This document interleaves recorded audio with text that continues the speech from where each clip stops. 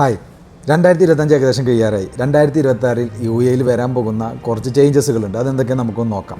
Sugar content അധികമുള്ള ശീതള പാനീയങ്ങളുടെ tax government വർദ്ധിപ്പിക്കും. സ്വാഭാവികമായിട്ട് ടാക്സ് വർദ്ധിപ്പിച്ച് കഴിഞ്ഞാൽ അതിൻ്റെ പ്രൈസിങ്ങിൽ വ്യത്യാസം വരും.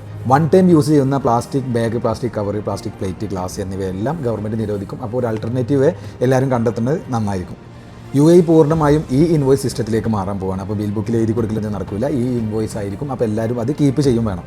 ബാങ്കിങ് സംവിധാനത്തിൽ കാര്യമായ വ്യത്യാസം വരുന്നുണ്ട്. ഇത്രയും കാലം നമുക്ക് OTP കിട്ടിക്കൊണ്ടിരുന്നത് ഇമെയിൽ വഴിയോ അല്ലെങ്കിൽ മെസ്സേജ് വഴിയോ ആണ്.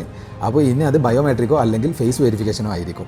വാറ്റ് സിസ്റ്റത്തിൽ കാര്യമായ വ്യത്യാസം വരുന്നുണ്ട്. അത് ബിസിനസ്മാൻമാർക്ക് കൂടുതൽ ഗുണപ്രദമാകുന്ന രൂപത്തിലാണ് വ്യത്യാസം വരുന്നത്.